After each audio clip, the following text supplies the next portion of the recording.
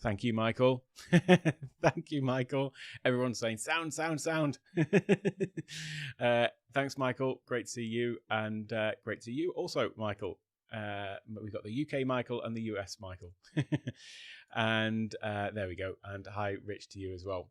I just foolishly rebooted my Mac, and I didn't have my automation to turn on audio hijack. So naughty boy. I should really watch my own videos and follow my own checklists, shouldn't I? But sometimes I just skip over it. So there we go.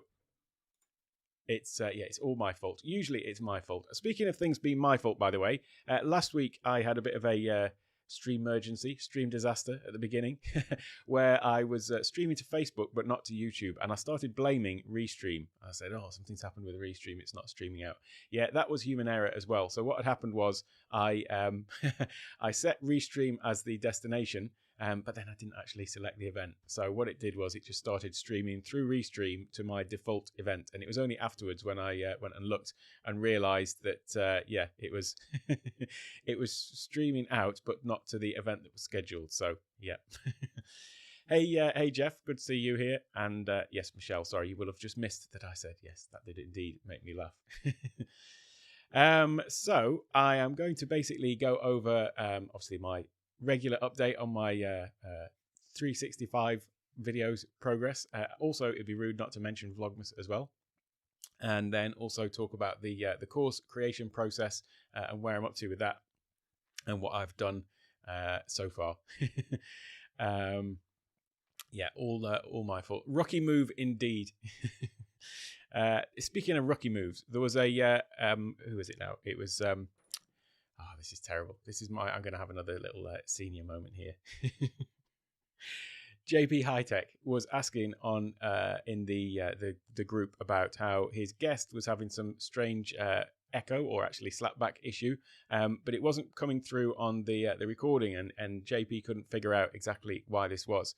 So I said, well, tell your guest to check that they haven't got the browser open, because when I was on JP Hightech show, that's exactly what I did. I had the browser open to check the chat before the show actually started, and then I opened the interview window browser up, and I was getting this sort of slapback all the way through, but he didn't have any issue and he couldn't hear anything, and it was obvious that it wasn't going out, and so I couldn't figure out what was going on, and I was getting this slapback all the way through the interview, and then when I came to the end to close down the interview browser window, there was the actual stream window sitting right behind it. I thought, what an idiot, Alec.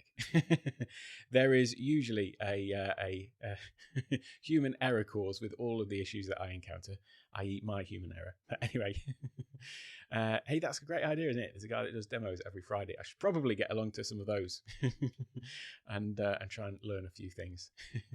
So in any case, let's have a little quick look, shall we, at the stats as they stand for what they're worth. So day 204, 166 videos, 40 shorts, and 840 subs. So those have gone up. So about 36 or something since last week. 5,300 watch hours and 54,000 views. These numbers still boggle my mind. I'm surprised that even any one person watches, but there you go. No offense to all of you lovely people who are watching. I'm not suggesting you've got any mental issues by watching me, but there you go. So the stats, let's have a quick look, because I didn't do this last week, but I do like to look at these once a week. I don't really pay a huge amount of I don't lose sleep over them, but I do like to just have a look at them. So this is my my views. So it's been pretty erratic, really, for anybody who's watched regularly will know that I've not been too happy with my consistency over the past 6 to 8 weeks, and that is this 6 to 8 weeks that's sort of signified by this choppy part of the chart. Although it did get off to a good start, where I had this sudden jump up in my my views, then I had this like few weeks where it was just very hit and miss. I wasn't posting an average of a video a day by any means, and so it was kind of up some weeks and down some weeks. But now with Vlogmas and posting the shorts regularly, then it seems to have sort of picked up again, and obviously the more videos you put out, technically. I suppose doesn't necessarily always follow that you'd get more views, but that is how it has gone in this case. So the number of views have sort of ramped up again. In fact, I had probably the highest number of views in any one day, just yesterday, which was 779, or 1st of December. But I suppose first day of Vlogmas, people were watching those videos, I guess. In terms of the watch time, that's pretty stable, really, because I suppose a lot of my videos that I've been putting out over the last week have been shorts, so they have obviously been only a minute long rather than the longer form stuff. I'm aiming to average obviously I'll be doing a Vlogmas video every day, and those are about 5 or 10 minutes. I'm going to be putting out a short every day, and so yeah, those will be coming out. Those are all going to be Zoom related, because I am sort of in the run up to launching my course. So I'm doing a whole series of Zoom short tips. And oh, by the way, Rich, I got the message. Yes, I was doing I did a short with a demo on all about the mute button.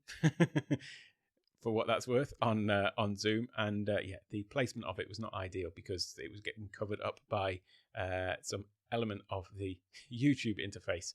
So obviously didn't think about that one too much today. I'll bear that one in mind in future. I think on TikTok, because I post them to TikTok as well, and TikTok just tend to have a load of stuff right at the bottom of the screen, so I need to be careful about using that part of the screen. So thanks for the heads up on that, Rich.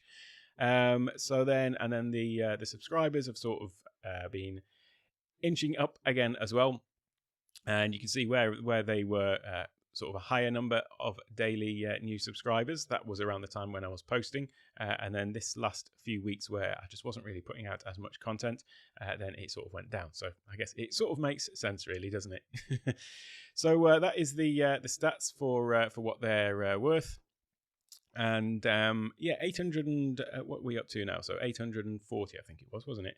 And so it's pretty close to the 1,000, and obviously not like I'm expecting any big things from being monetized on YouTube, but still, nevertheless, it is a nice little milestone to hit. So we'll see if I hit that before New Year. Technically, I think I should do at the rate that I'm increasing my subscribers. If it's about 30 or 40 a week, then probably it'll be just in time for the new year, but we'll see. Jeff, what was Jeff saying? Let's have a quick look at this. Red lines on viewed postings. Every one of these 2-hour Q&A sessions does not get redlined. This is consistent, usually viewed in 2 steps. 2 hours live plus the rest, perhaps on the iPad. I've got to process that. The thing is, it's too early in the morning for me. I've got to take some time to actually process the whole sentence. I'm not sure what you mean by red line then. Anyway, maybe I'll try and think about that one and come back to it. You know she is. You know she is, Rich. So let's have a little talk, shall we, about the Zoom masterclass. And I suppose I should really put this up again, just for those who aren't aware of it. It is my ultimate Zoom masterclass launching on the 1st of January, and I'm running an early bird offer, 50% off. If you just go and register your interest by going over to zoommasterclass.com. I had an email actually about this because if I come to what I've done this week in terms of the course, one of the things I did was I sent out an email to my mailing list from the channel.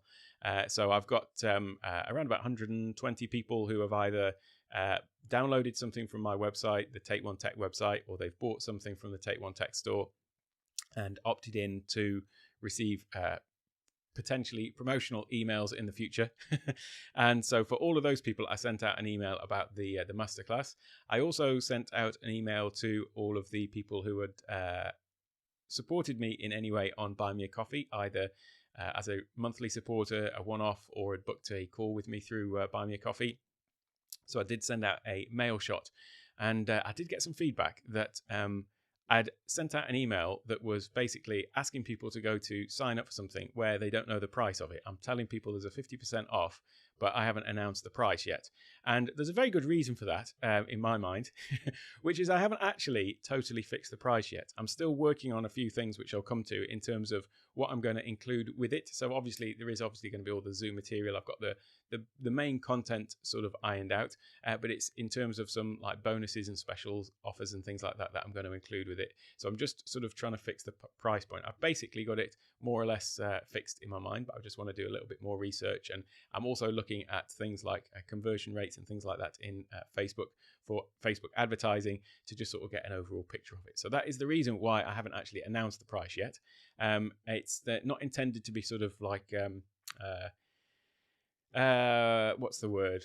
It's not even really false scarcity, which is a sort of technique that some people use. It's not really about that. But the reason is to have the early bird offer is also just to gain a bit of understanding about the sort of the interest in it, and so to offer a 50% discount, even though technically people don't know the price yet, it's a kind of well, if you do just go and show your interest, then when it does launch, there's potentially a large saving there. So that was the reason that I had the 50% offer and wanted people to express interest early on, just to gauge the interest in it, really. So I will be announcing the price a little bit closer to the date, but it will be it's not one of these things where it's 50% off and then the price never increases. This is a sort of genuine 50% offer for the people who express interest early on, and then when the 50% offer, by the way, although I launch on the 1st of January, you don't have to go and sign up then. It's valid for the whole of January, but then after that the price will go to the regular price. So it's not one of these you get some people who have these courses and they have sales funnels and things like that, and it's some special one-off price, never to be repeated, but it just stays the same forever and there's no other actual price. So anytime I mention a discount, it is a genuine discount. Let's just put it like that. So in terms of what I've done this week, so that was one of the things that I've done with the course, was actually send out a mail shot to my my existing database. I'm not sending out a email to my other database which I've got, which I probably will be doing a little bit closer to the time, actually, because it's I've got I suppose a database of people that this would be quite suited to as well. So I've just kept it with the Take One Tech people for now, but I will be emailing the other database at some point in the future before launch, probably. So but I just wanted to do something special just for all my loyal people who have been so good and supported me on the channel. So that's who this special offer's for. All of you lovely people, in fact. So what else did I do? I added it to my website, which was a good little thing to do, I suppose, since I hadn't done that last week. It was one of the things that slipped off my list. So if you go to Take One Tech, then the offer's up there at the top of there as well. And so, yeah, I'm sharing all of this because I'm hoping that this sort of might spur some ideas of people who are launching their own course or anything like that, of a little checklist, I suppose. After I've finished all of this, by the way, after I've made this course, I'm going to package this all up, I suppose, as a masterclass, or a course, a course launch masterclass, something like that, to just go through all the steps, because there is quite a lot to sort of think about. And if I have it all planned out in terms of, like last week, I talked about setting up the domain, setting up all the DNS settings for linking it in with email, with the website platform that I'm using. So I'm using ClickFunnels. I'm definitely going to be looking at Kajabi though, because we had a whole session about Kajabi in office hours last week. By the way, that is, look at this. I talk about this every week, so I've actually created an overlay for it. buymeacoffee.com/docrock, which is where I am every Sunday morning for me, Saturday afternoon, evening, US time. And I know that everyone in the chat right now is also in there, but this is for the benefit of those who maybe don't know about it. It's a great family of like-minded people all looking to help one another. And we were talking in there last week about Kajabi, and which is another hosting platform, a platform that can you can build your website in, you can build your sales funnels in, you can build all of your email automation and things like that. It's similar to ClickFunnels in that respect. And everyone's been really everyone that's using it has been talking about how great it is. So I figured I should give it a go. And I kind of thought about maybe, instead of doing this course on ClickFunnels, which is something that I know and use pretty regularly, really, day in, day out, But I thought maybe I should do something on Kajabi just to try that out. But I thought in the end, with Vlogmas, with having to create all of the course content as well, the last thing I need is to actually be learning a whole new platform right now in the middle of all of that. So I think I'll just do that for next time. However, I spoke to 2 other people who had booked a call through my Buy Me a Coffee yesterday. 2 other people who were also using Kajabi for their businesses and their online courses. So yeah, it's just sort of tick that little box for me that I definitely need to check it out. And one of the things that they both mentioned was about the fact that Kajabi's just added in the ability to have like coaching that you can book through Kajabi, so you can add that in as a sort of a feature of your course and things like that. So I'll definitely be checking out Kajabi. But yeah, DocRock. buymeacoffee.com/docrock incidentally, by the way, tomorrow I'll be doing a whole session in DocRock's office hours about sales funnels and setting up sales funnels and things like that, website funnels, email funnels, and so on. So if that is something that you're interested in, then also head over to buymeacoffee.com/docrock and join the office hours group. I'll be going into more depth of stuff about sales funnels there. I will also be talking about them on this channel as well. So when I get to the point of having made the main sales funnel, I'll be talking through how I did that and the steps that are in it and so on. So in any case, that is that's what I've done this week. I also started building out the affiliate area as well. So I am going to be offering an affiliate program for the course. So I'll be giving 30% for any referrals that come through the affiliate program. So I've just been building out the sort of back end architecture of that, and all this sort of graphics and things like that go into it, so that when you sign up as an affiliate, then you can go in and get your link, and then you'll be able to see how many referrals you've had and all this sort of stuff. It's pretty automated, really, in terms of how to make it in ClickFunnels. I believe that they have the same in Kajabi as well, and so I'm sure it's pretty modular there. It's just a case of you set up all the different links and things like that. I've been also thinking about where to host this, so I've sort of built it out, but I'm thinking of obviously it is at the moment going to be an affiliate program for the Zoom masterclass, but there's other courses that I've already done and that are, I suppose, could be considered as somewhat related. And then I will also be building out some other courses in the future as well. So I thought about making actually one central location for all of these affiliate programs, so that basically you could have one affiliate login and then be able to create links for the Zoom masterclass, the productivity masterclass, the eCam one, and various other different ones that I've still got to make. So I've got 5 different courses that I'm going to be making that are related to the stuff that I do on my channel. So I thought it's probably better to have one central location where you can basically go and get offer codes for these different things to share them if you wish. So I haven't still figured that out. It's still something that's going around in my mind at the moment. So it probably won't be actually hosted on the Zoom Masterclass website itself, although I'll obviously link to it from there. So, but in any case, I've built out the architecture of it. At least I've just got to figure out where to actually route it to in terms of the DNS settings and so on. So that is the affiliate area. What else did I do? Also, did some stuff that was kind of creating some graphical elements and stuff like that I'm going to be using in the course and with some of the downloads and things like that. So that was another thing to get done. As I say, I will share the full checklist of everything, all the different steps that I've taken, probably at the end of this when I've got it all straightened out and in a reasonable order. Because sometimes my mind tends to hop around a little bit, so I don't always necessarily do things in like a A to B or A to Z order. I tend to jump around a little bit. So yeah, I will share that when I've done it. Just let me get rid of this comment. There we go. And so yeah, I will share that when I've done it. What else have I been doing this week? I've also been looking at. I mentioned earlier about the bonuses that I want to add into it. So I am going to be offering like offer codes, discount codes, and things like that for different products and services that are related to the Zoom course. So I've been contacting different companies about that and just sort of trying to get a few of those queued up. So I've got a few companies confirmed. So I'll be giving a Speedify discount, a Camo discount, things like that you can use. Obviously, Camo is great for using with Zoom because if you are, I know that most of you lovely people are all YouTubers, live streamers, content creators, and so you've generally got pretty good camera and mic setups. But bearing in mind that the target audience for this Zoom course, as well as teaching Zoom, it is going to be about the the equipment that you can have to upgrade your Zoom skills.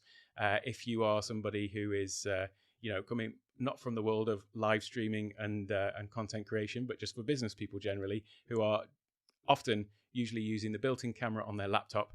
The laptop's on the desk, it's pointing up their nose, and they're not getting the best picture out of that, are they? So that's really the target market for this Zoom course.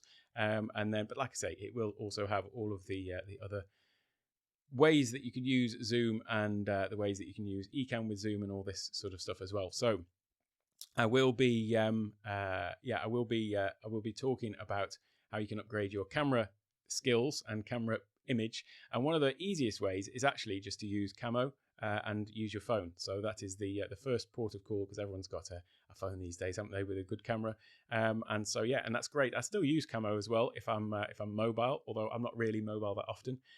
But having the laptop and then just having the phone plugged in, it means that you can sort of position it better to get a better shot of for a better image positioning when you're on your Zoom calls on your laptop, when you're out of the office or away from your desk or whatever. So we'll be offering a discount code for that. There's also going to be a discount code for Speedify, because obviously we need good internet connection when we are working with Zoom or anything online. And then also Ecamm. So new users for Ecamm, I'll have a couple of free months of Ecamm for people who sign up. And that's what I've been working on. I'm also talking with a couple of hardware manufacturers as well to look to be able to give discounts to people who attend on. I think you can probably guess the hardware that I'm talking about. One of my favorite devices that I use all the time with Zoom and things like that. So I'll update you once I know more about that. And then there's a couple of other people as well that I've been in talks with as well, to just be able to give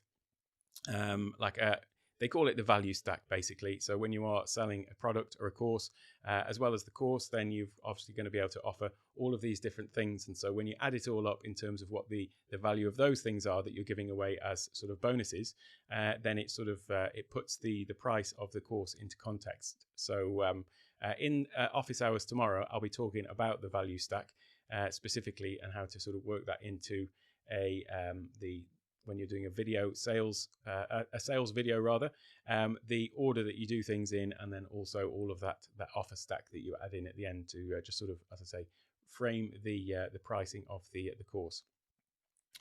So that is something else that I've done. And then I've also been looking at sort of ways to promote the course as well. So I've had a chat with a few people about being sort of cross promotion of this course with their databases of email database of contacts, and then also vice versa, me cross promoting their things where there is some synergy. So there's a couple of people in the presentation space and meetings and things like that. So there's various different tie-ins that we can have where once somebody's done the Zoom masterclass, then there is a logical next step for different other aspects of their meetings and their presentations that they can work on. So as I say, I've got a couple of people who I'll be looking to promote to their courses after the Zoom course, but similarly they'll be able to cross promote to my course that is again adjacent to what they're doing and sort of in alignment. I just quickly say hi, Carly. Talking about course creation again today.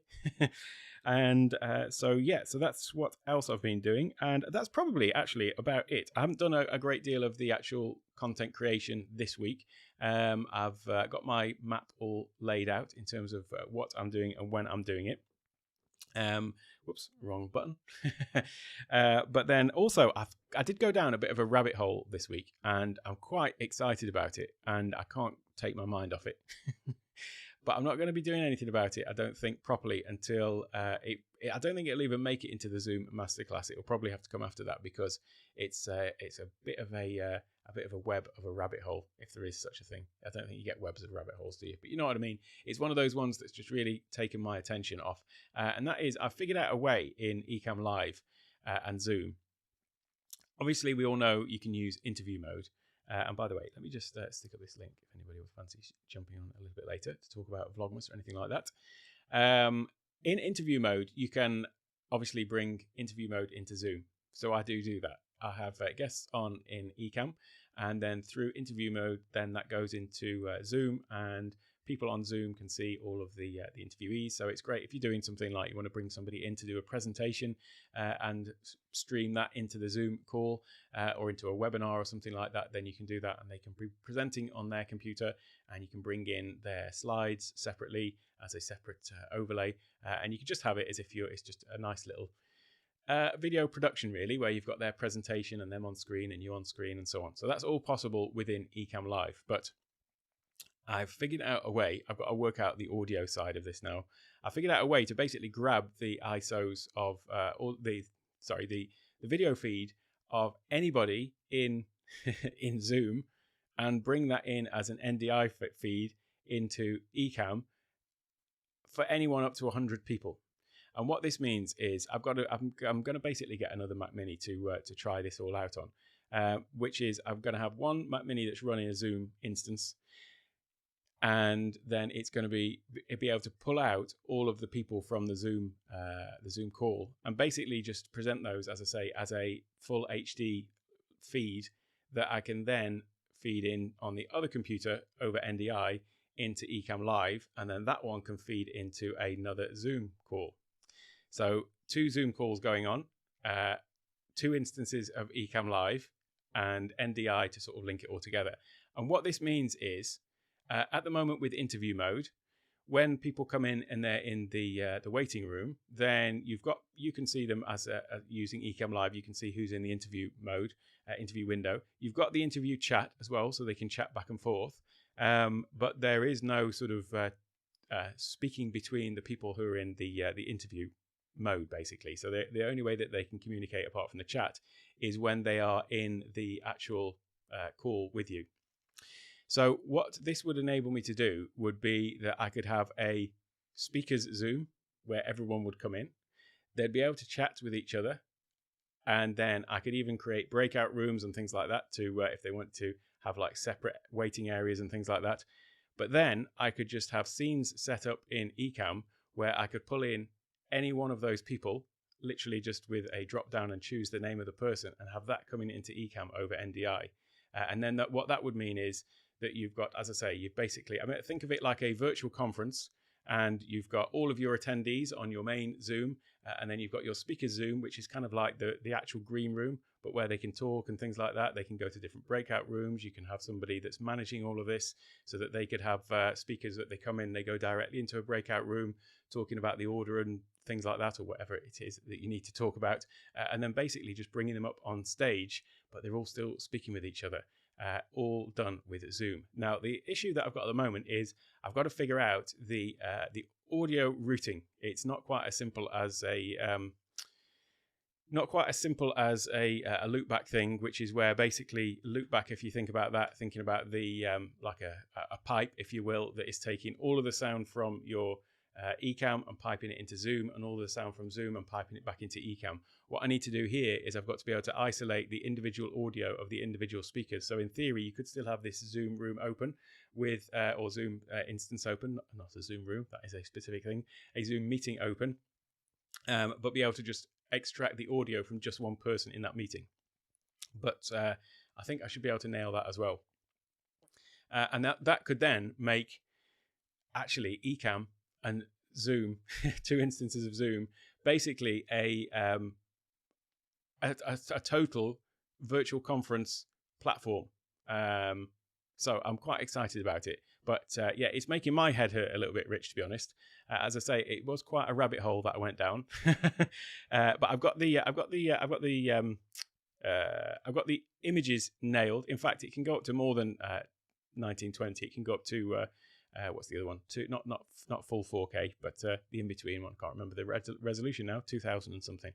But in any case, yeah. So. So that is Brother Phil. It's not 2 instances on the same computer. I've got to get another computer to actually run this on. So I need one Zoom on one computer, one Zoom on another. I'm going to be extracting the individual Zoom video feeds from each participant up to 100. In theory, I could make an eCam production with 100 people on it, all brought in individually and place them wherever I wanted on the screen. So yeah, it's quite exciting. So yeah, that. Who do I want to send it to? I don't want to send anything. Thank you very much, Siri. What are you talking about? She's just getting involved. Sorry about that. I don't want to send anything to anybody. Thank you. So yeah, if anybody fancies jumping on, by the way, and having a chat about anything related to course creation or to their Vlogmas so far, I should have put the link up, but I forgot to take this one off. Hang on a minute. I've covered it up. That was a little bit foolish, wasn't it? There you go. So yeah, feel free to jump on. It's one of those things though that once it's all set up, Brother Phil, it is it's really easy, and I just can't wait to try it out, to be honest, because like I say, it's going to be really useful for obviously we can have up to 4 people on interview mode, but I know that people do ask for more people. I think there might be something in the works to maybe add in the ability to have more people, but just being able to do it through Zoom as well, which is it means that people aren't using doing things through the browser and so on, which they do on interview mode. So then they've got all of the sort of Zoom controls from their point of view that they would normally have. And it's pretty. Sorry, yes. Everything is easy. Everything is easy. So one of the things that I've done in Thailand since the past how long is it now? Getting on for 12 or 13 years. So we had an architectural design and construction company. We don't do any construction anymore because I've just been focusing on other things, and the construction was just taking too much of my my energy. And the place where we build houses in Thailand was basically all over the northeast. So I used to be in the car for hours a day traveling between sites to go and check on them. And yes, you could hire people to go and do that, but I did have some bad experiences doing that, where you are giving guarantees about quality levels and so on and assurances, and then somebody's checking that isn't quite as eagle-eyed or paying as much attention to detail as you are or as I was. So it was quite a lot of traveling was involved in that. Why am I talking about that? Oh yeah, so the point was, it's very much like building a house was the analogy I was going to use, because if you look at a house and you think, how could it have possibly been built? It's there's quite a lot that goes into it, and it seems quite a complex thing. But when you break it down into small little pieces, it's only just sort of one step after the next. And it's just all about having that sort of flow. So when I say that this thing that I'm looking at with Zoom is easy, it's one of those things that's a few logical little steps, and it would be an easy thing to make a tutorial about. Let me just put it like that. It would be an easy thing to go through and say, oh, well, then you need to do this, you need to install this, you need to do this, this, and this. That's what I mean by easy. Nothing's easy when you don't know how to do it, but it is once you've been shown. So yeah, but that was a good few hours of a rat hole that I went down. So speaking of Vlogmas though, that is obviously something else I've been doing this last 3 days. Today's day 4, and been doing 2 little Vlogmases. My little silly Vlogmas advent calendar into the Let's Get Live group for the family in there, and then also my official Vlogmas on my YouTube channel. And I'd got some ideas of what I was going to do for this, and I'd got even all of the videos planned out. But part of what I was going to do was actually do some editing on my iPad, and I haven't still got around to doing that yet because a few other things have got in the way. So I've got to reshuffle my videos a little bit, and I've bought the ones about sort of things that I've done in the past jobs and things like that. I've sort of shuffled those all forward, and the other ones of me being out and about and editing have yet to emerge. So we'll see how that goes. The other thing that I was intending to do, actually, as part of Vlogmas, was chart the progress of my studio build. So that was something that I was intending to get done by the end of the year, to get out of the basement, out of the green screen, and have a proper studio space. But my studio space has been co-opted by Santa and his elves. They've set up a I suppose it's really a Thailand distribution depot. Um, yeah, because it's the one place that's hidden from the kids, or rather that they just don't go into. So for the moment, it's getting slowly full of stuff, and it'll be a packaging department as of the next few days. So it looks like I'm not going to get to do much on. Not going to get a chance to do much on that, certainly before Christmas, and then I'm guessing over the few days of Christmas I'm not going to be in the right frame of mind to do it either. So it might well be that the studio build is a New Year thing. We'll see if I get time, and also I'm guessing that there'll be a lot of things to do last minute for the Zoom calls that I've not thought about, because there usually is. I like to think that I'm very organized and plan everything out, but there's always other things that crop up in every project. So yeah, I'll probably end up doing my studio build in January now. Talking of which, how do you set up the Facebook destination for Vlogmas? So for my one, what I'm doing is I'm actually recording them and then posting them into the Let's Get Live group. But in Ecamm, you can actually just select the destination, and you can select the group that you want to go into. So in Ecamm, you would just go to the destination instead of being record or YouTube. Just set it to Facebook, and then in the destination there, you would just have it set to go to whichever group that you are a member of. If you're using Restream, you can only stream to groups that you are an admin of.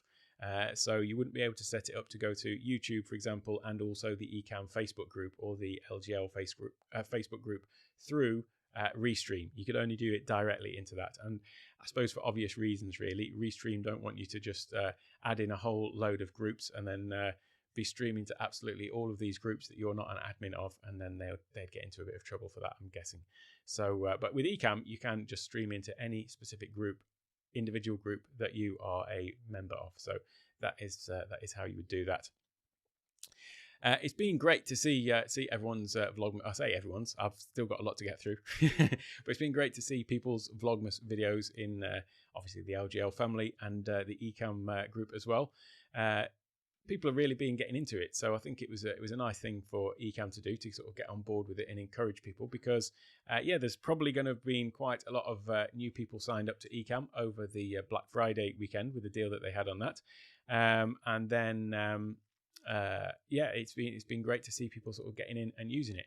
Now, Mr. Paul Duncan, if they are live, you can stream them into the group. If they're recorded, we ask that you post them in the weekly post thread. Yeah, to be honest with you, it's a weekly post thread, is it? I was looking out for one every day, because I've been a very naughty moderator then, because I've posted mine directly into the group, thinking that they just not put the post up. But I'll have to go back and adjust that, won't I? I've also not put the hashtag in the one in the LGL group. So in the Ecamm group, I've used the hashtag Ecamm Vlogmas. But in the LGL group, I've just posted them in there, because I didn't tag them Ecamm, because they're more for the LGL family, those are, with my my range of sound effects behind my little advent calendar, my stream vent calendar, all on a common theme. The list of groups does not seem to include the Ecamm group. Right. Is that in your, even in Ecamm as well? When you go in to look at Facebook, it was there for me. I'm pretty sure. I can't look at it now, can I? Because I'm already streaming. It should be there though. I think when you click on the Facebook drop down, it should be there if you are a member of the that group. So hey Gretchen, nice to see you here. I'm not sure why that would not be showing up. Just double. I'm sure you are already joined the group, but yeah, technically Ecamm should just show you a full list of every group that you are a member of, whereas Restream will be the ones that you are an admin of. So that's the difference on that. So what else have I been doing last week and coming up for the next week? I've just lost my train of thought now, as you can tell. So what am I doing in terms of the course for this next week coming up? I am going to start making some of the actual content, because there's still a lot of it to do in terms of all of it. So I'll be doing that this week, and then creating some of the downloads and things like that as well, and then just finishing off some of the architecture. I also want to get the actual funnel built for the main funnel. So I've obviously got if you go to the website, then I've got the initial funnel where it's capturing email addresses and things like that, and people can sign up for that early bird offer. So I've got that all set up, but I want to just build out the main funnels as well, and then also all of the email follow-up mechanisms and things like that, so that people get enrolled in the course and all this sort of stuff if they do sign up. So I like to get all of that architecture all out of the way, because there's no point having all the course material ready for launch and then not having the platform all set up to launch it on. And it's the video recording. I don't envisage there being any major issues that are going to crop up that are unexpected, but with setting up all of the back end stuff and all the automations and things like that, there's definitely there's a lot more room for human error there, at least in any case. So yeah, I'm going to try and get that all set up this week, and hopefully by the end of the following week, everything should be all set up and ready to go, including all of the Facebook ads as well. So I am going to be running ads for this to different geographic locations, different target demographics, and so on. And so, thank you, Gretchen. So I'll be getting that all set up in the next couple of weeks as well. And what I also need to do, that's just reminded me, I need to also update my little overlay for my Stream Elements notification when somebody subscribes, because it's still that basic one that comes with that you get with Stream Elements. So that's what I'm going to be doing with the course over the next week. So next week I should hopefully be sharing with you progress, and there should have been some progress in terms of creating the content and the funnels. Once I've got the funnel set up, by the way, I will do a whole session on that on my live stream. So I'll explain about the different steps of the funnels that I'm using. But for something more general, then I'll just mention it again. .rock.com/office hours. And yeah, you'll be able to follow tomorrow with the sort of all the different kinds of funnels that you can have, not necessarily just the ones that I'm going to be talking about. And where is the weekly post? Thank you, Paul, because yeah, I'd sort of missed that one as well. Let me just head over there. Yeah, I'd got it into my head that it was going to be a daily post for the daily things as opposed to a weekly one. So that just goes to show how much I had not followed the followed the instructions or listened. Just having a little look at that.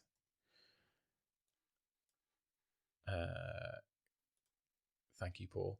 They're pinned in the feature section. Great stuff. Yeah, but there's been some really great things. I'll tell you who did one that it really made me laugh. DJ Rob, DJ Right on Beat. He posted one of his at the I think it was day one, in fact, where it was done all in Ecamm. But one thing that just really tickled me was he had made this gondola, a cable car that was scrolling across the top of the screen. And at first I thought, because he said all this is being done in Ecamm, I thought, well, how's he done that? But it was obviously just the little gondola emoji, and then he had put a straight line, and then he'd set it to be a scrolling ticker. I thought that was genius. It looked really cool. So yeah, right, I see. That's where my confusion came from. It was daily threads last year in the LGL group. Got it. The group is there using Ecamm directly. Was trying via my Facebook access. Oh, I see. So you were. Oh no, I don't see. You were trying to stream directly through Facebook and stream into that group, was it, or what? Still not quite clear. The group is there using Ecamm directly. Was trying via my Facebook access. So what were you streaming with then? If you were trying to stream in like that, what, just as a live camera? Because you can do that as well.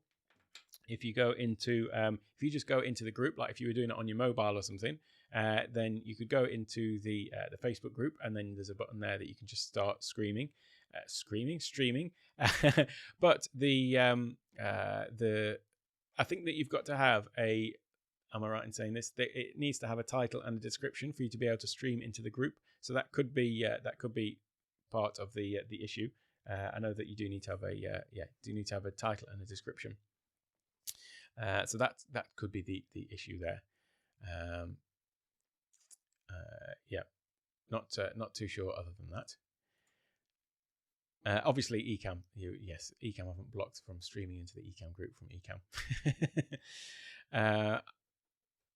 Let me have a little look where we're up to.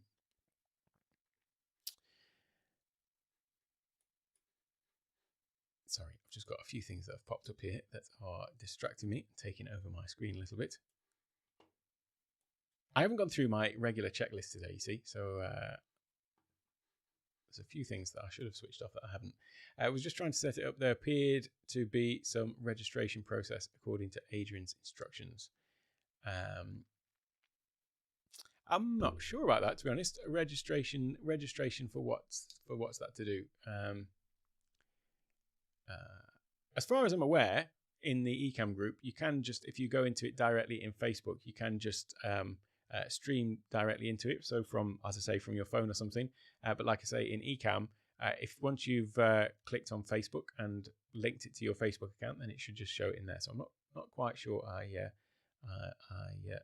I'm following with what Adrian was talking about. That just means that I'm not I'm not in the loop on it. Doesn't mean that what he's saying is wrong by any stretch. As I say, it's usually human error with me, and I'm sometimes a bit slow on the uptake.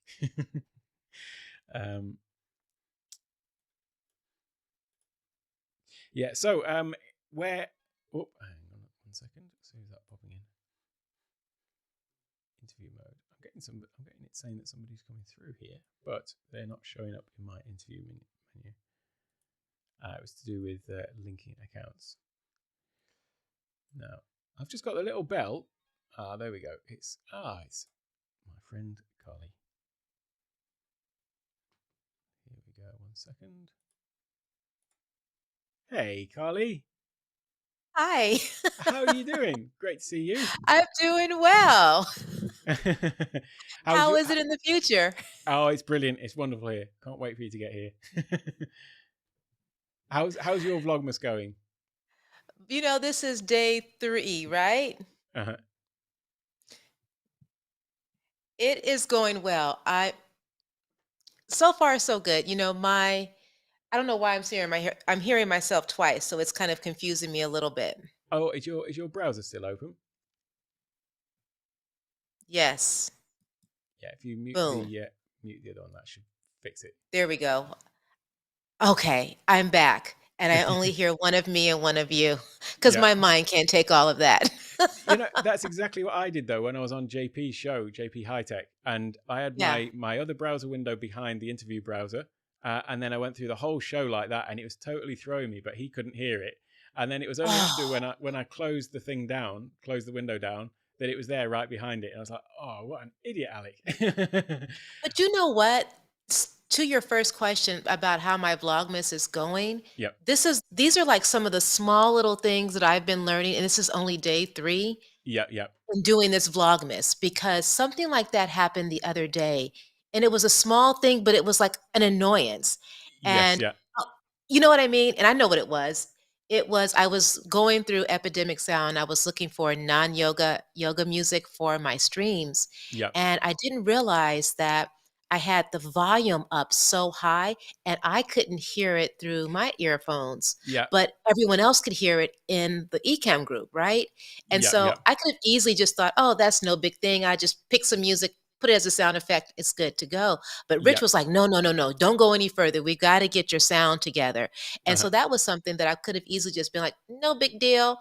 I just need to know how to set up, an overlay and that be it. But you saying this thing right now, oh, you have a browser open, small little thing, but makes a world of difference. So my Vlogmas is going well because I'm learning these small things Yeah. that hopefully won't trip me up later on, Yeah, sure. How is your Vlogmas going with your advent calendar? Yeah, yeah, just a bit of silliness. That one is for the LGL family.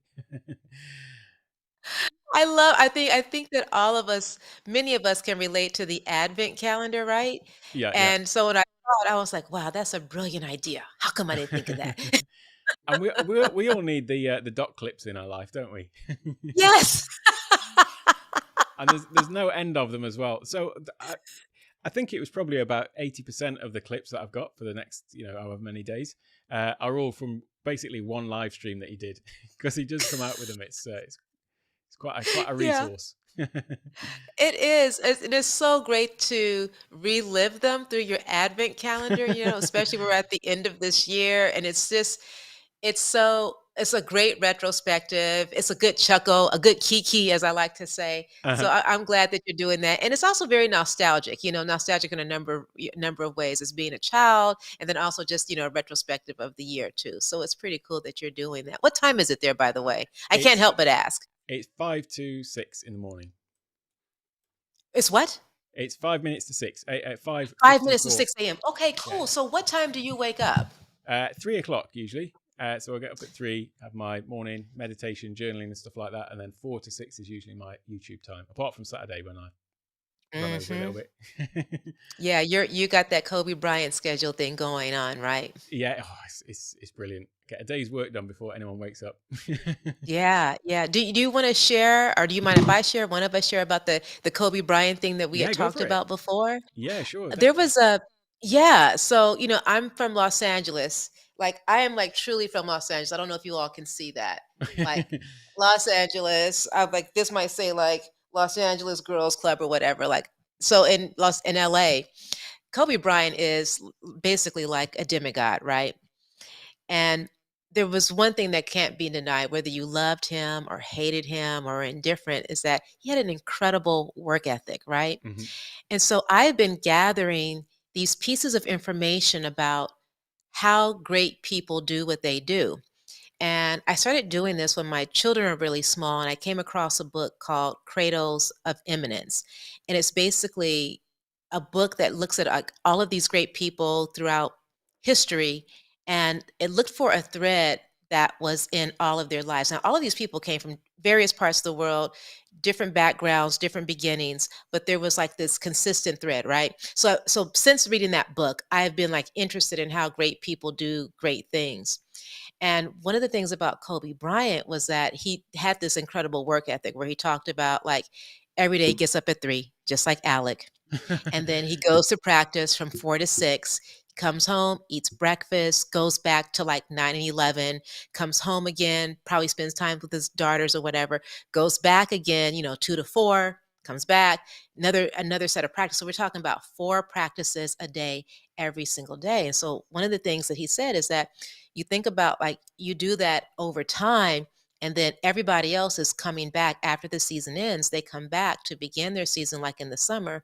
He says, and I keep doing this year after year. He says, no matter how much they practice during the summer, they're never going to be able to catch up because I've been doing this the whole year over years of time. So I'm exponentially more practiced than they are, right?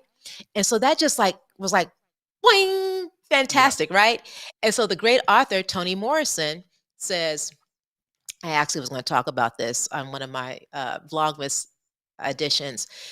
Toni Morrison says, I saw her in an interview once, and she just kind of in passing said, I'm a genius before the sun rises. I love that. Yeah. And I'm like, oh my God, I totally can relate to that. And so I was sharing with you, I believe, and some other folks about the ambrosia hours in the yoga practice. We talk about there's that magic, those few magic hours right before the sun comes up. And it's supposed to be a time of devotion, time of personal practice, meditation, journaling, yoga practice, things of those type of self-development Hmm. uh, exercises and practices, and we call them the ambrosia hours. Particularly common, you hear that phrase in the Kundalini tradition. Yeah. But I've been observing that since hearing that Kobe thing. It was like I was reminded, right? So I was like, I don't quite get up at 3, but I make sure that I'm doing something by 4 o'clock, right? Hmm. And so doing my little stretching, little meditation, and then like get to work, right? And so on the days that I run 2 days a week early in the morning. So that means I have to be done by 5:15 in order to get to the meetup at 5:30. But anyway, just doing those things, and that is part of what I'm thinking about. This is part of what I'm enjoying about this Vlogmas, because it's really giving all of us a running start into the new year. Hmm. Like we're Definitely. getting all of this work in, and hopefully that we are establishing some really important patterns. and practices so that by the time January comes, it's not like this is major reshift, but it's a continuation of the practices that we've been doing. And hopefully over this month's time of consistently Hmm. doing the thing, we've been able to kind of figure out like what works and what doesn't and continue those things that are working. So these are some of the things I'm thinking about. And these are actually the things that I'm in so much admiration for you, because I'm like looking Oh. at you and I'm like, he's doing it. Oh, Look to thank you. Alex, like you're like my North Star. Well, it's funny though, because like, I mentioned in the office hours last week or the week before about one of the things that I want to get nailed before the end of the year is consistency, and everyone laughed, but Yeah. really for me, the October and November, I'd lost the consistency that I had since May, when I was posting more or less a video a day, at least on average.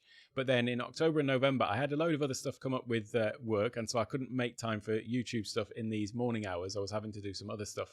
So the Vlogmas for me is actually getting back into that routine of literally a Mm. video every day. So uh, I do feel that I wasn't consistent for the past couple of months, and so it's for me it's exactly the same thing, building up that momentum again to just be doing at least a video every day and get back into it. Right, right. And so if you think about like momentum, like just to compare it to something that we're all familiar with, like miles per hour, right? Yep. So whether you're talking about like running or cycling or driving a car or whatever, it's like miles per hour. So Yeah. like when someone like you loses momentum, maybe they kick it down to like 80 miles per hour, right? Yeah. But when the rest of us lose momentum, we struggling at like 10, 15, maybe 20 miles per hour, right? So uh, that's the beautiful thing about like when you've been putting in the work over time, when you do kind of lose your momentum, yeah. Yeah. relatively speaking, it's quite different than for folks who like are really inconsistent and really not producing content on any regular basis at all. Yeah. Sure. I get that. Yeah. And Yeah. it's actually, and I think it was you saying that is what really prompted me to send you that clip about Kobe Bryant, because what it reassured me is that people would always say that Kobe Bryant is, oh, he's talented, he's a genius, he's gifted, that type of thing. But when I watched that clip, Uh-huh. it made me understand that Kobe Bryant wasn't talented at all. Hmm. Or maybe he needed much more smaller than we think, much smaller than we think. What it was that he just really was Put committed. He put the was work really in. dedicated. Yeah. Yeah. He really put the work in. And Yeah. so that was actually encouraging for me. And so I heard that, and then I heard you say, "Oh, I got to get back on being consistent." I was like, "Whoa, whoa, whoa, whoa, whoa, whoa. I see some consistency here between you two." Yeah. It's the same with anything though. It's putting the work in, and then like my official Vlogmas yesterday was about one of my previous roles that I had, and about rocket science, and it's used as this thing of like something when people want to say that something isn't that difficult, they'll say, oh well, it's not rocket science. Well, the fact is that rocket science is Mm, not difficult if you know how to do it as well, and everything's the same. A rocket scientist might well not be able to plaster a wall in a house, or do something that somebody right. else might seem as a skill that they've got. It's all just totally relative, and so yeah, it's just all about putting in the work and learn and do, as Diana would say. Right. And it just so simply and elegantly put is learn and do, Yeah. learn and do, learn and Uh-huh. do. I was looking at one of Mr. Camera Junk, his most recent videos. I've been like really looking at that video over and over again because I'm like, okay, this Vlogmas, I'm going to sharpen my axe on learning Ecamm. Uh-huh. And so I said something to him about, yeah, I would love to create one of those overlays, camera overlays in Ecamm where it looks like it's a lava lamp. Right. That's how I called it, like a lava lamp look behind. Basically Yeah. an animated loopable overlay. So he created a video on it. Uh-huh. And I watched the video a couple times and watched it the next morning, went for a run, came back and I did it. And then I did it again today. And I was like, wow, this is something that continuing to do, like that's really important because I think of it, even when I teach yoga, I tell people like the yoga practice is very much in a way it's like banking sand. And you live in Thailand. I don't know, are you seaside in Thailand? No, actually, northeast. So You're northeast. Okay. yeah, I came for the seaside and on a diving holiday and loved diving, but then Yeah. settled down, had a family, and moved as far away from the sea as I could get for some reason. So hoping to move back there though next year to Phuket or something like that. So we'll see. Oh, Phuket. Uh, I've not been to Thailand in many years, probably more than 20 years, but yeah.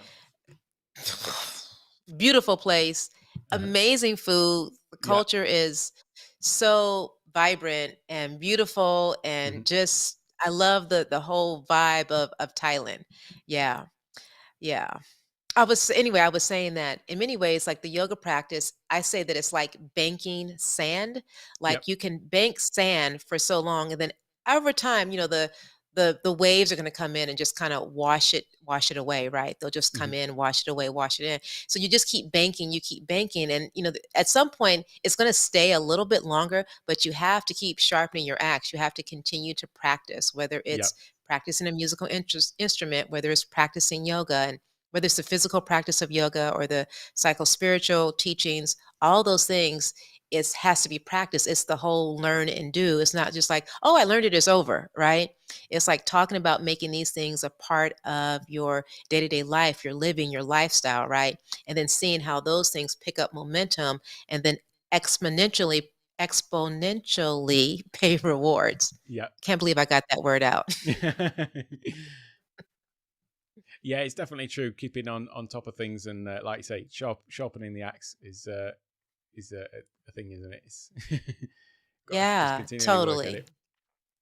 Totally. So I didn't catch all of your I didn't catch your stream from the beginning. So I know that you're talking about your course, and I'm really excited to hear what you're going to share with us tomorrow in the live stream. And I also know that you are doing coaching. And so tell me more about the coaching that you offer, because I know that you can walk, because your knowledge base is so wide.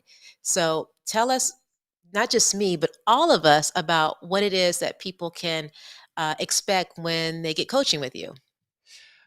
So yeah, it's hard to know. That's part of what I'm covering in my regular Vlogmas videos is a bit about my background and what I do, because I appreciate that when I talk about relate things to work, it's probably a bit confusing because I talk about different things. So I'm involved in a number of different companies really, and one of them is a social media advertising and marketing company. So that's building out things like sales funnels and so on.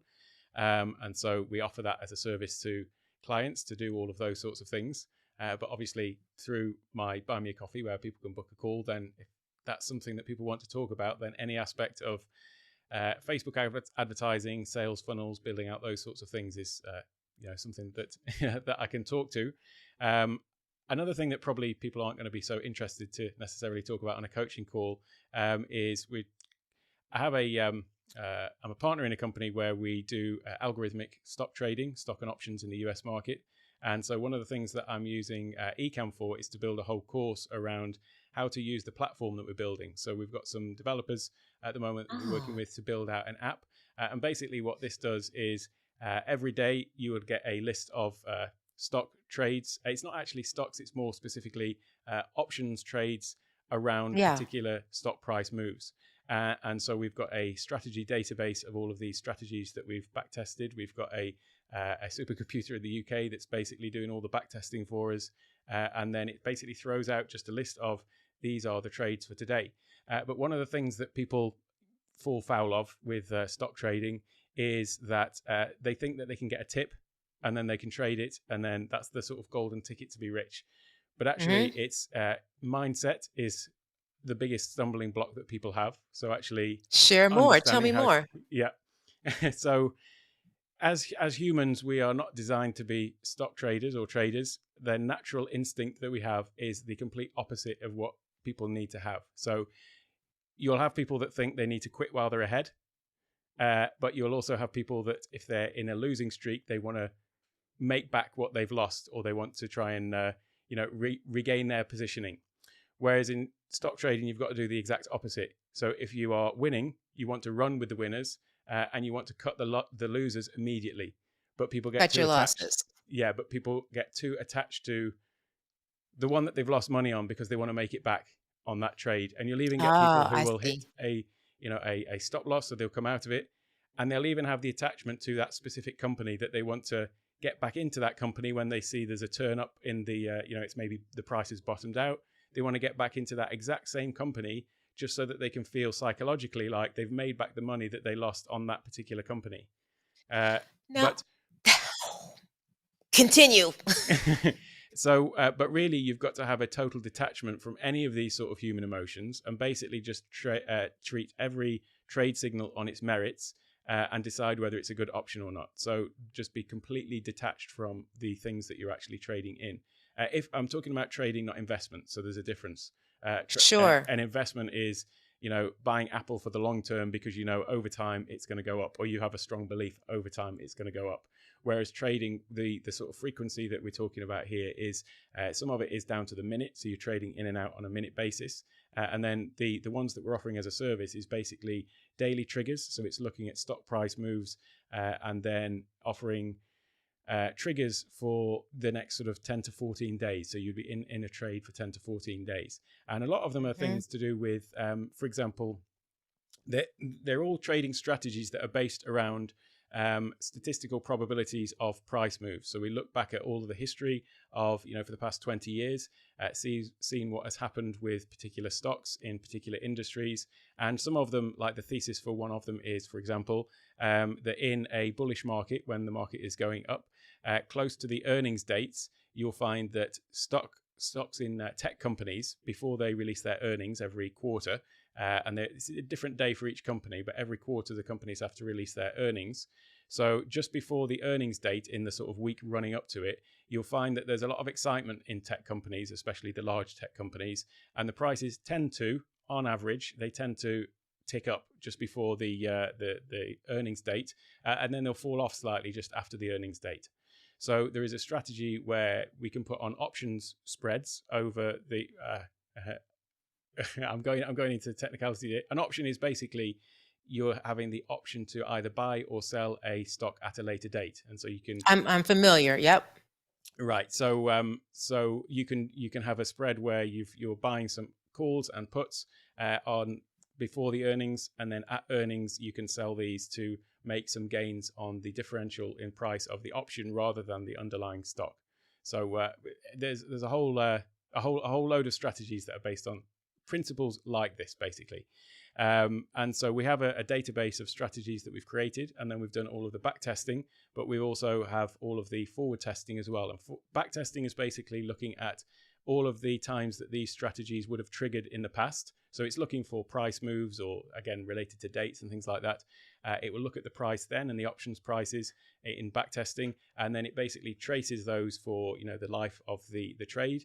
And then it calculates what the return would have been. So that's how you do sort of back testing. It's And you have a company that aggregates this information? Yep. Really?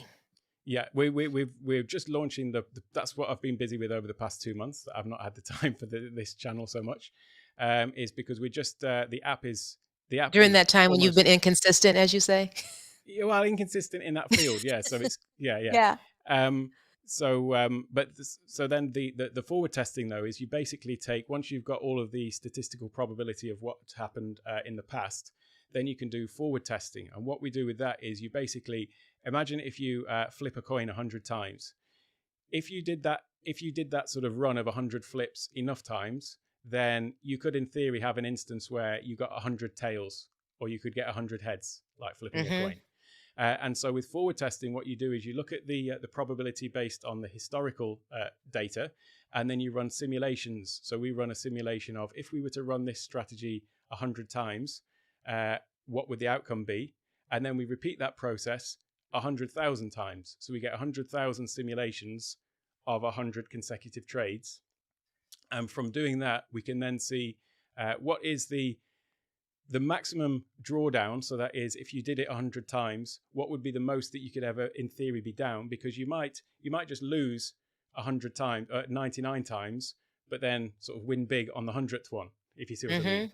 So with forward testing, we're looking at what's the sort of you get a plot basically of the best possible case and the worst possible case, and what's the maximum sort of drawdown that you could have. So And you're building all of that out? Yeah, we've done that all. Yeah, and so this is a platform that we're launching, and I'm doing all the videos for how to use this. so that we can educate people. So we don't want people to come onto the platform and subscribe to it and then get all of these trade signals, make a complete mess of it, and then blame the platform. We want to make Yep. sure that they have an understanding of it, of how it works. The other mistake, just coming back to the ways that people screw up with trading. So there is an adage that 90% of retail traders will lose 90% of their money within 90 days, and it just happens because of these sorts of things. And so the other aspect is then position sizing. So if somebody sees a really good trade, and they might have this sort of desire to just say, right, well, this one looks really solid. It's got a really good probability of success. So I'm going to put like everything into it, or half of my money into this one thing, because it's definitely going to win. It's going to come big. And that is just the surefire way to lose all your money if you keep that Yes, mentality. of course. Yeah. So okay, so let me just ask, because Mm-hmm. you have all of these things going on, because I know you as someone who like dives into tech and Yeah. figures it all out and then Mm-hmm. comes up with the hacks, right? Uh-huh. and then I also know you as the architectural engineer, right? Yeah. And so now you're also telling me that you have this whole other thing, right? So like, what does a typical day in the life of Alec Johnson look like? So I need well, to know this. with the construction side of stuff and the architectural design that we've done in Thailand for years, we don't do any construction anymore, really, or we just don't, because all of these other things I've realised are far more lucrative. You don't lose as much hair as doing Mhm. construction. Construction is a really stressful thing because it's reliant on so many other different So people. many things can go wrong, Yeah, and also reliant on out of other your control. yeah, so I like to be in a little bit more control than that. Whereas all the stuff that we're doing at the moment I can do it all basically on my own, more or less, with a few other people around. But it's something that I can have that control of, and it's not reliant on waiting on material deliveries and stuff like that. So we kind of knocked the construction side of things on the head 4 or 5 years ago now. We haven't actually done any construction, but in terms of the day, so yeah, 4 till 6 is my YouTube time, and then that's when the kids will start getting up. Although it's usually my boy, who's 2.5. He would always be the first one to get up, whereas now he's getting up a Of bit course. later. So I'm actually getting about But two you and a know half what? It hours of. takes them a few years to learn the art of sleeping in. That's it. Yeah, Yes, yes. yeah. The oldest is the laziest. She's the last one to get up. My And 9-year-old. how old Yeah, is she? she's 9. Oh, yeah, she knows it. Yeah. Jasmine. Yeah, yeah. She's got it nailed now. Yeah. Yeah.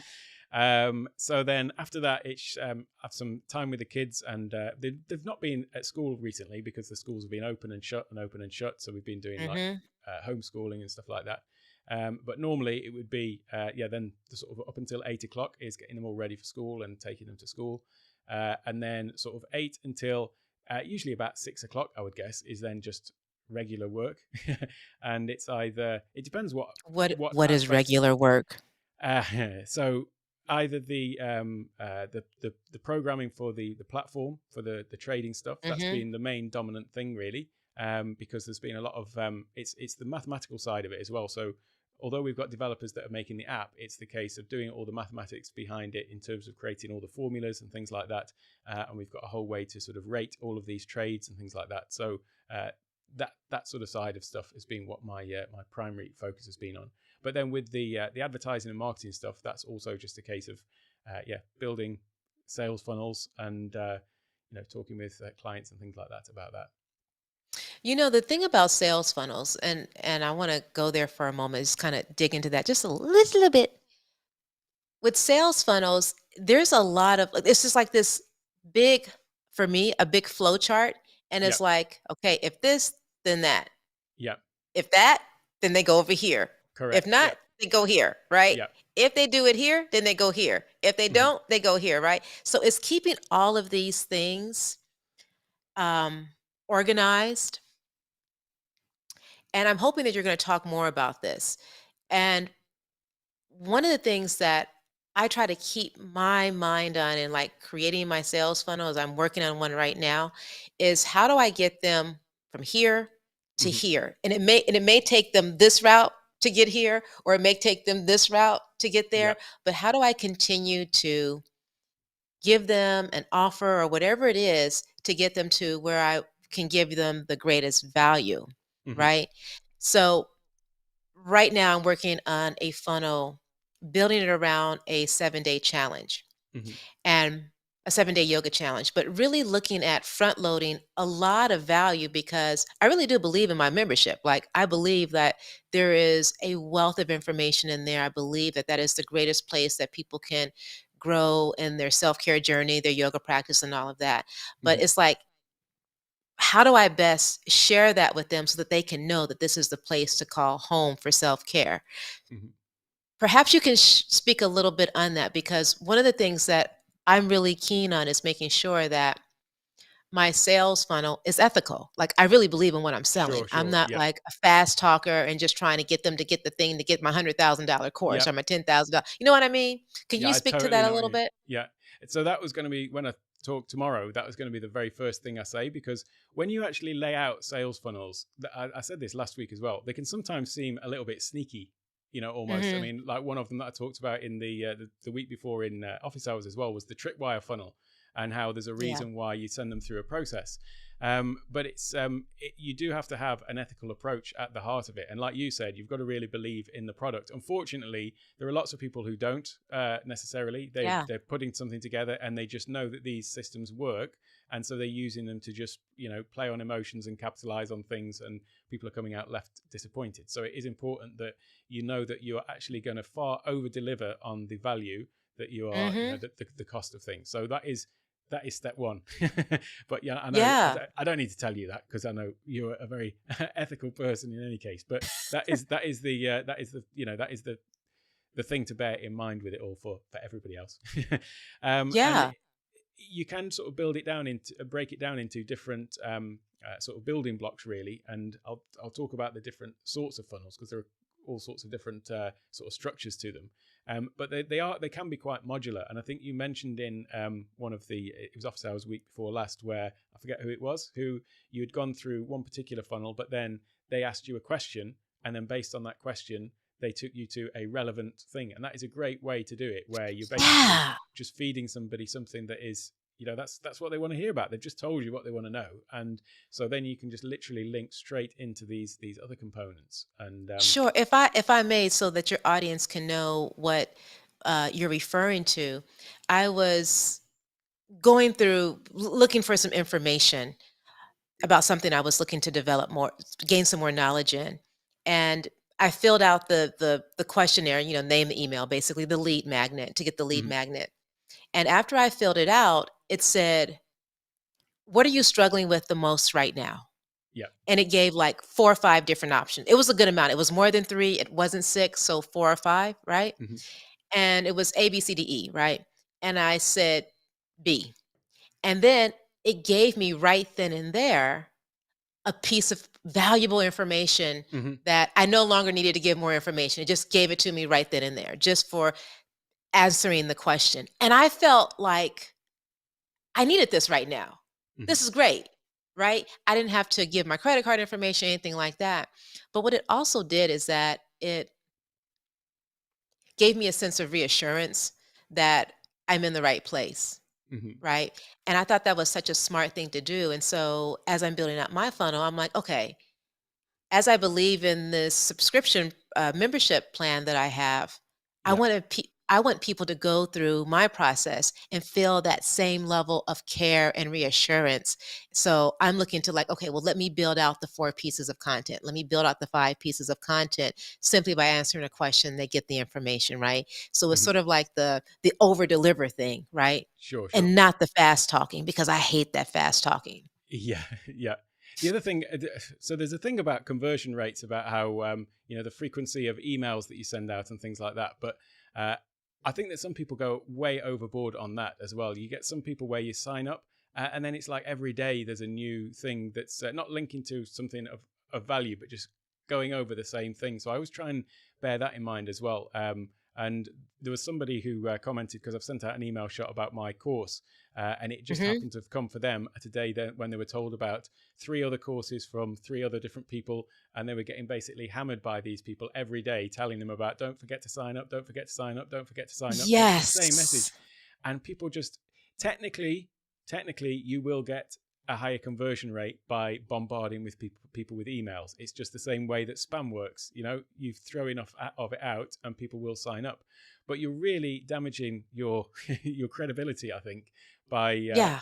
people. One is damaging their credibility by sending out too much just of the same sort of junk. So it comes back to this ethics again, doesn't it, of sending out valuable content. But you also Yeah. said something then about the question coming and then immediately serving you with the information that's related to it. And that's the key really with sales funnels, is creating that flow and making sure that you are taking people through on a decision making process while they are essentially a hot lead.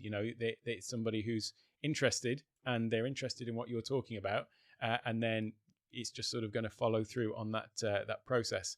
And that's sort of the way that funnels work. I was just going to see if I could get up an image from this thing, which is what people don't necessarily understand the difference between a website and sales funnels. So I was just going to quickly show this because let's have a little look. Have I got this? And while you're looking that up, I'll share that, one of the things that I love Kajabi. Yeah. But the thing is that it's more that I love it because it works for me. And I think people miss that part, that I love it because it works for me, because honestly, I don't care what it is. I don't have any allegiance to this. I just really want something to work for me. And if it's WordPress or Squarespace or whatever it is, if it works to do what you want to do, it's really cool. And I know like people who use WordPress as their website, but use Kajabi on the back end, for like their marketing and sales stuff, Yeah. So yeah, I wanted I'm to just put that in there. I'm going to be trying Kajabi because I spoke to 2 different people yesterday who were also raving about it, and I know that you think it's great, and everyone else in the community has been using it as well. So I'm definitely going to try it out. I was thinking of trying it out for this course actually, but I figured I've got enough on my plate. I don't need to be learning another platform. But as soon as I got this course out, I'll have a good dig into it. But one thing that I just wanted to share was, so this is a book I wrote about the 5-step digital marketing blueprint. And so this is the system that we employ in our company, and we call it the CLEAR system. And so CLEAR, C is for curating a cohesive cross-platform online presence. L is for the lead generation. E is for engagement, and A is for analyzing all of the things. So engagement being how you engage with people through sales funnels and email. Oops, Daisy, I've just lost your picture off here. Just let me put it on 1 second. I've got the wrong guest assigned to this. Hang on a minute. Let me just correct this.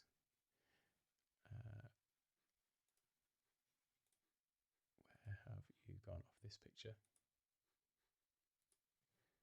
Wait 1 second. I want to make sure we can see you. There we go. Here I am. There you go. So the E is engagement, and all of these steps, it's about how you can automate these basically as well. And so then after you've been doing the engagement, running your advertising for lead generation and so on, and then the A is for analysis, so analyzing all of the results so that you can then refine the process. So this is sort of like a high level overview of the 5 steps, and then there are different components therein that this forms the basis of the first course that I did, where I'm in the process of remaking this now with Ecamm. So originally, when I made the course that goes along with this, I did it the hard way for me, which was recording and editing. So I'm just in the process of remaking all of this with Ecamm and sort of updating it for the current time. So let me ask you: when you say that you're remaking it Ecamm, you're talking about basically a live to drive type of filming? Is that Correct. what you're referring to? Yeah. Yeah. Because I find that it just comes across a lot better from my perspective that way. Rather than the editing, which I always felt I was too sort of I don't know what the word is, but it just didn't come across as natural, because I'd be my own worst enemy at editing, and I'd retake things and then I'd have to cut it all together, and then it doesn't have a natural flow. Although sometimes I'm all over the place with my delivery, it is at least a constant stream of words. But the point of me bringing this up was that I was going to show you just in one of these pages. Where's it gone? So this diagram here is kind of like actually a map of what people would think of as being a traditional website. So you've got, your menu at the top, maybe a banner, you've got some content, some products, some banners, things like this. And then if you actually come out from that, you've actually got a really big web of pages. So you've got, and different branches rather, a tree of pages. So you've got your about page maybe with some different information about different people, maybe the products, and that's all split off into different sections. You might have some, if it's a product, some specifications, a gallery of those products.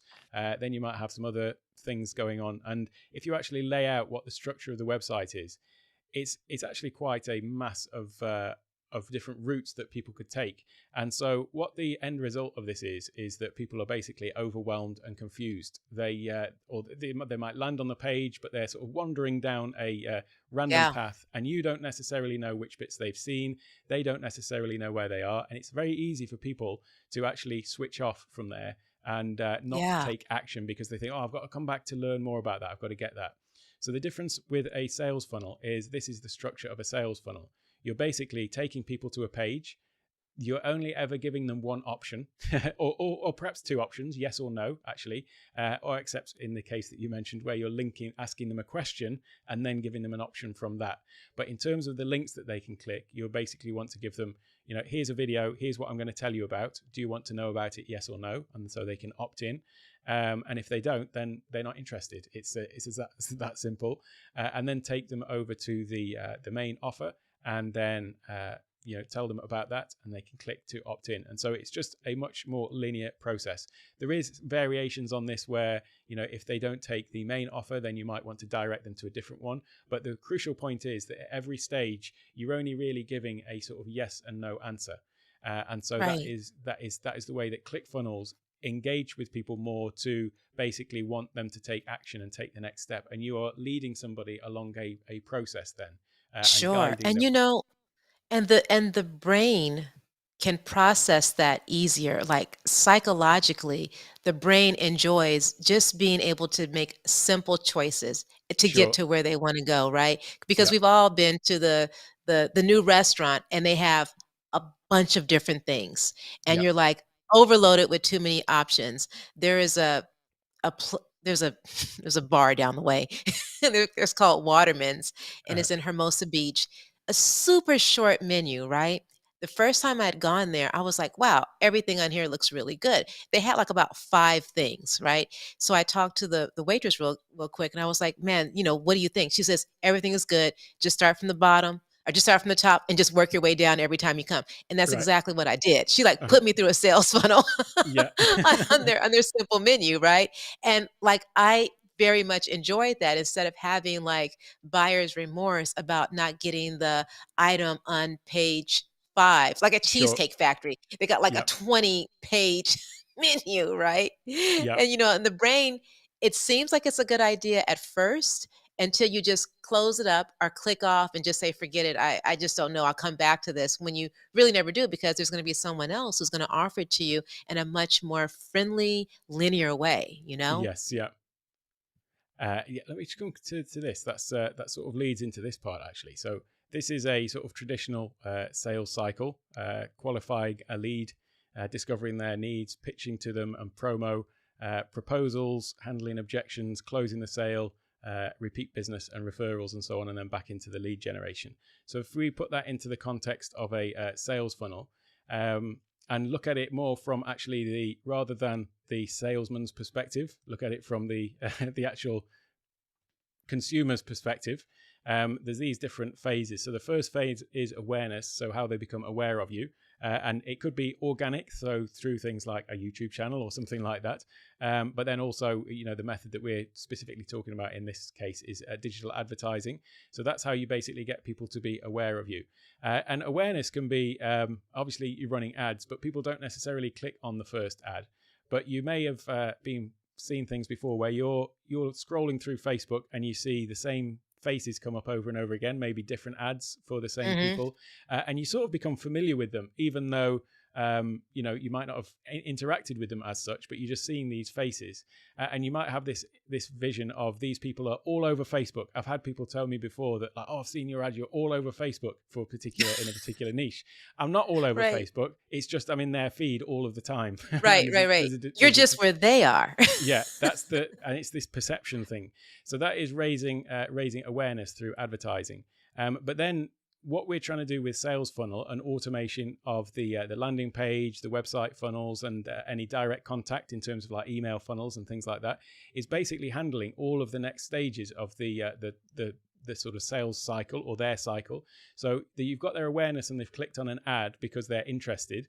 And so then it's a case of having to take them through this whole process of their interest to then they're evaluating the product and the service. And so in the videos or any material that you're giving with them, you're positioning all of this, allowing them to evaluate it. So, giving client testimonials or things like that, or backing it up with, something that is going to add weight to what it is you're telling. Yeah. And so that's the sort of evaluation stage.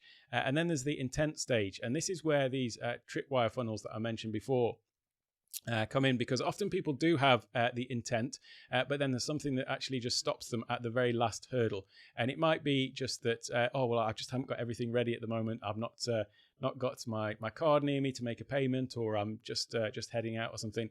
And so anything that we can do to actually, when somebody has genuinely got the intent that they do want to make the purchase, to remove any barrier from them being able to do that, so that they can go on to then make the purchase. And then the last sort of phase is the advocacy, where they're going to obviously be shouting and raving about you, telling everyone how great everything is. Yeah. And so that's where, this one's crucial, the great service and the affiliate scheme.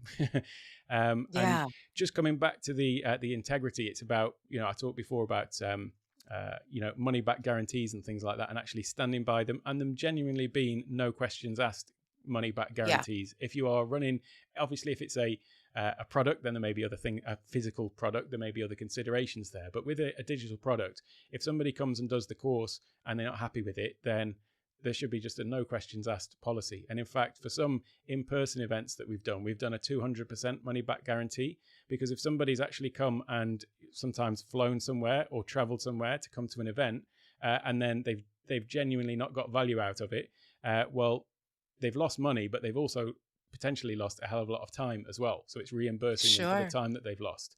And in general, you'll find that it's far less than 1%. That's a huge guarantee. Yeah. And that comes back to knowing that what you've got is going to transform somebody's, whatever aspect of it is that you're working on with them. Right.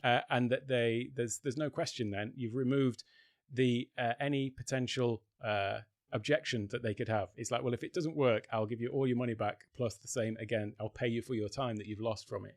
And it's a good thing to remove, as I say, sort of objections from people. And if you're producing good content and a good product that people are going to really get value from, then why not do that? If you're not prepared to do that for an in-person event, then you've probably not got entire confidence in what it is that you're doing. There is a lot of time and effort that, we as content creators put in the front loading of information, whether it's creating our, front facing free content on YouTube and live streams and things like that. There's a lot of time, effort, sometimes blood, sweat, and tears that goes into all of that. Uh-huh. Share a little bit more about how do you most efficiently create your lead magnets, your tripwires, because typically it is already content that you already have, right? Mm-hmm. So what strategies or what suggestions do you have for people who are just looking to create a valuable piece of micro content, for lack of a better phrase, to, give people exposure to the work that you can deliver and the value that you can add to their life? It's about taking something that's obviously totally related to, first obvious thing, related to what the core product is going to be. So that the book that I just showed you, that is actually the book that I sell as part of a tripwire funnel. So that is a book that I sell, but it outlines the whole process. And what it does is there's stuff in there that people would be able to go and take away and actually implement. It gives people a good overview of, how sales funnels work and things like that. But then it crucially also tells them highlights the gaps that they've got in their knowledge as well, and why the course may be of benefit to them, because there's only so much you Mm-hmm. can sort of explain that you don't get when you're in a book or a PDF or something like that you're not going to get in a the full-on course, the full it's like reading a book as opposed to going to university. There's a Right. difference. But having the lead magnet, or if it's a tripwire product or something like that, that is basically leading into the core content. And it's Yeah. almost, think of it like as almost a high level overview. So in this case, the book is a high level overview of the whole system, and just shows you, right, well, now I'm going to be able to learn about all of those different 5 core components by going on this course. Another way to do it with a lead magnet is to actually say you've got like the 7 steps of X, Y, and Z, or something like that. As thinking about a sort of course process, you might say Mm-hmm. that the lead magnet might be, right, we're going to take a deep dive into step number 2 or step number 4 or something like that, where you do actually go into a real in-depth view of it, because then you're highlighting the level of depth and interest, level of depth and information that they're going to get from the course. So we also do stuff with webinars as well. And so when you're doing a webinar, it's a way to basically illustrate a little piece of what they're going to get from the rest of the course. So people are going to get to know your delivery style and things like that, but they're also going to know the sort of level of detail or the Ah. information that they're going to get. And so they get to experience that. So that's another way that you can do things. Or You sometimes know if you, what? I want to just pause right there, because you just said something that was really important, I think, because what you're now talking about is that you're giving your audience an opportunity to get a taste and feel of like your soft skills, right? Like, Mhm. is he a fast talker?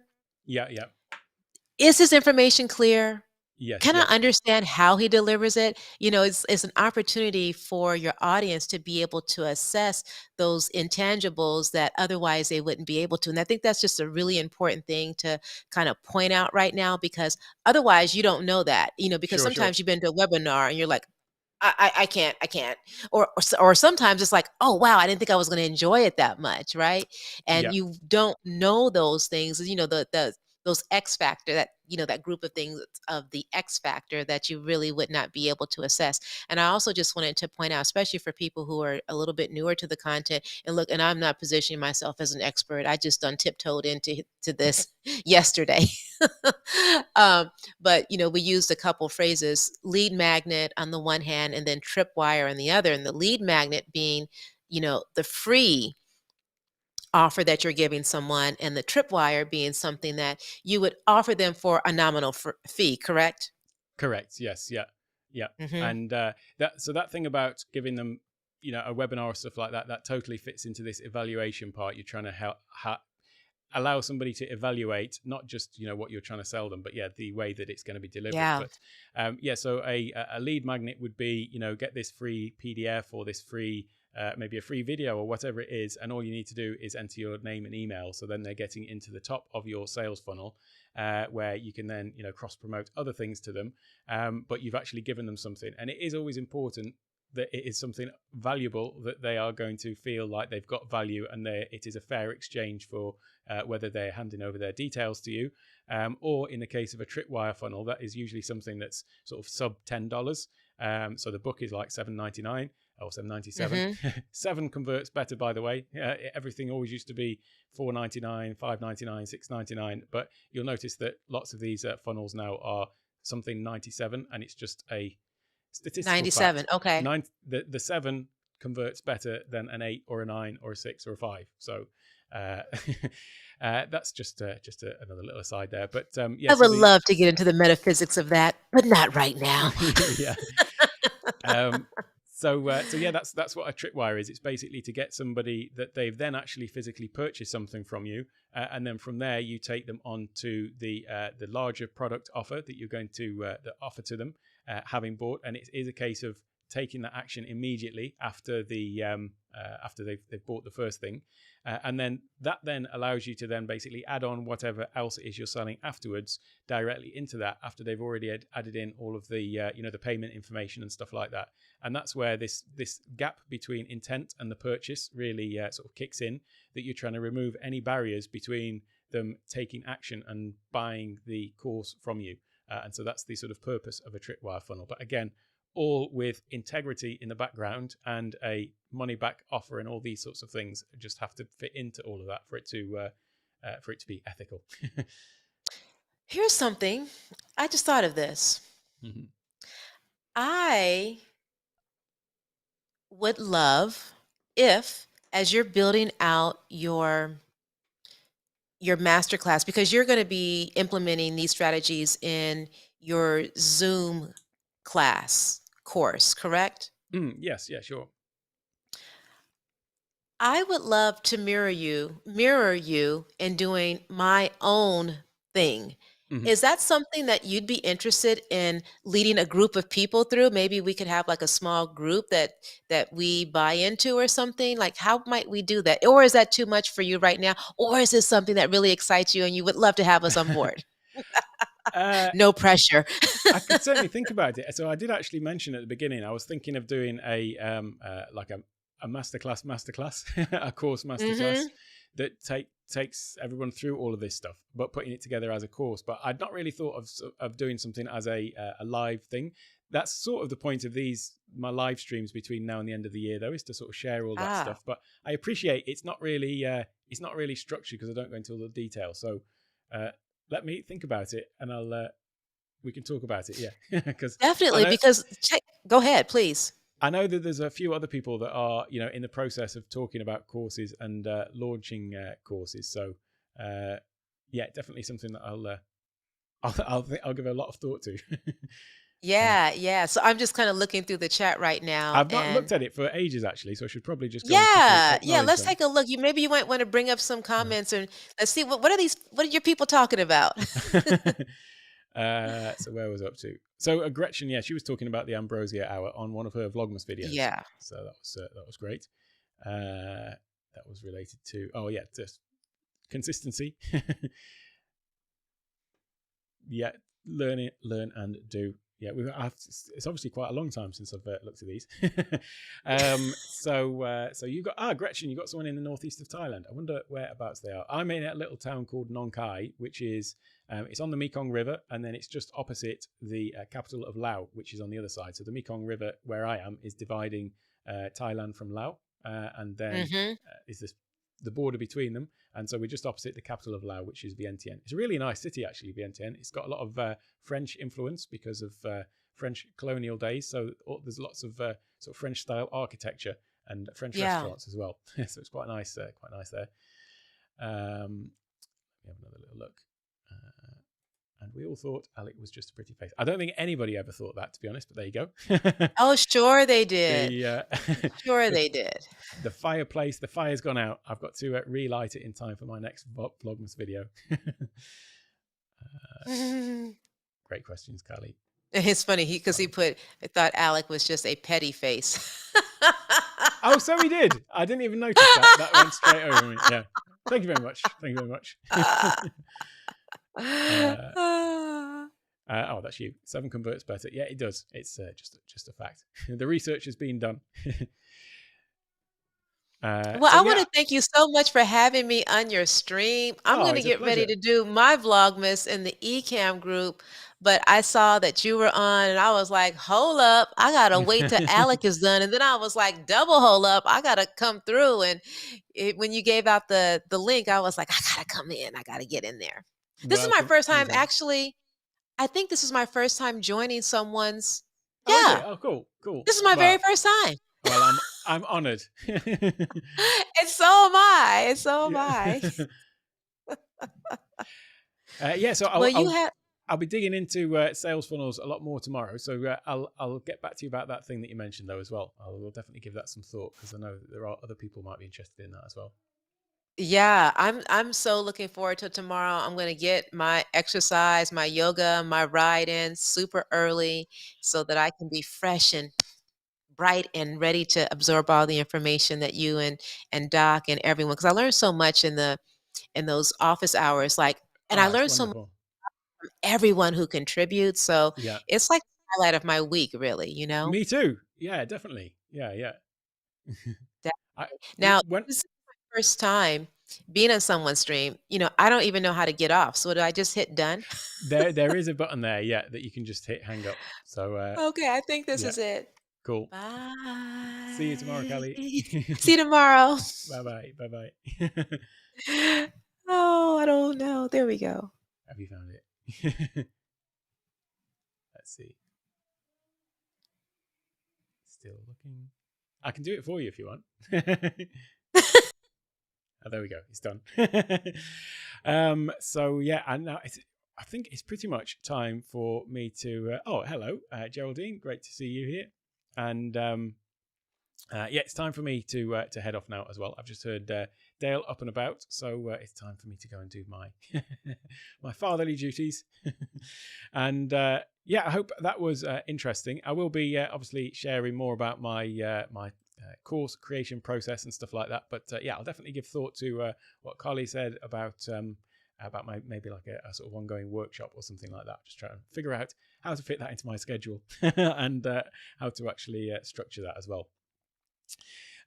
So yeah, that is all for me for today. And hey Eileen, great to see you here. I put your comment up. I'm just remembering that I forgot to actually say hi Eileen, and I hate to miss things out like that. So hi everyone, and bye everyone.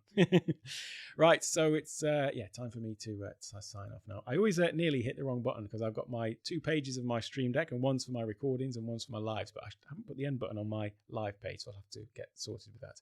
In any case, it's really is time to go now, and I look forward to seeing you all in your Vlogmas videos, and I will catch you all later. So for the time being, have an absolutely wonderful day, and I'll see you all very soon. I've got to take that off the bottom as well, haven't I? There we go, it's gone.